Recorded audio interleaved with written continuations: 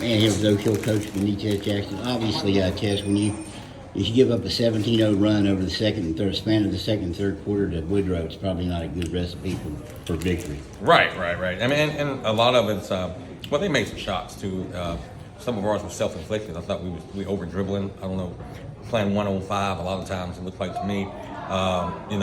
We came in the locker room, talked about moving the ball more.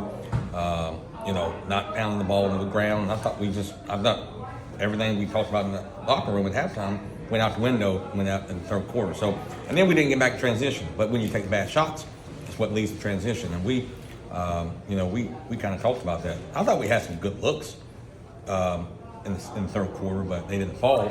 But you still can't let effective defense. And I thought that we let that affect our defense. We gave up too many shots in transition. We didn't rebound.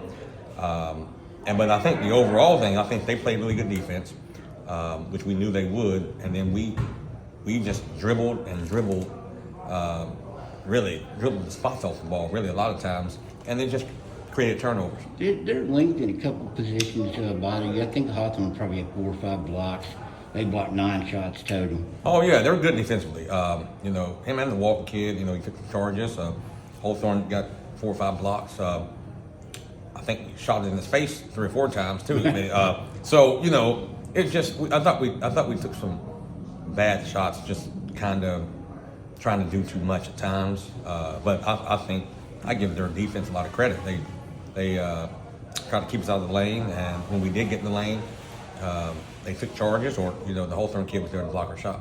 What was the difference between the first and second quarters? 14-14, the second quarter they kind of took off. Was that when their defense really buckled down, or what was the difference? Well, I think if you look back, I think that's when we really started pounding the ball on the ground. I thought we started over dribbling. I think there were 2 or 3 possessions in the second quarter where we came off a screen, and then we just dribbled until we figured out that that we better pass it, or we just threw up a shot. So, and when you take bad shots, then it's going to lead to transition points with a good team. So, and they helped, and we didn't. I don't think we really read the help very well. But I think overall we were just stagnant offensively. I know this is a team. Your team generally move the ball really well. Not a lot of dribbling. I think a lot of kids don't know that you don't have to really dribble at all in basketball. And why do you think that is? Why do you think that they just took tonight to not have a lot of ball movement and dribble? Right. Around? I think sometimes when things are not going the way you want it to go, you try to do too much.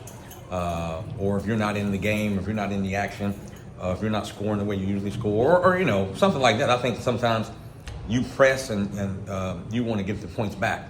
And I think that's what we really did. I don't think we're a selfish team, but I think we only had 5 assists. So when you got 5 assists, I mean, we didn't score a lot, but still 5 assists. I mean, that means we're not moving the ball, and we're just playing too much 1-on-1. I dare say most of those 5 assists probably came in that first 4 or 5 Right, stretch. right. I would think they came in the first, and even when we got the ball down low, we got to finish better.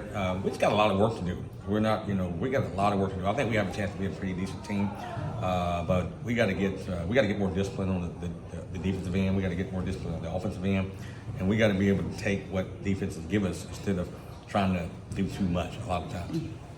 All right. Good deal.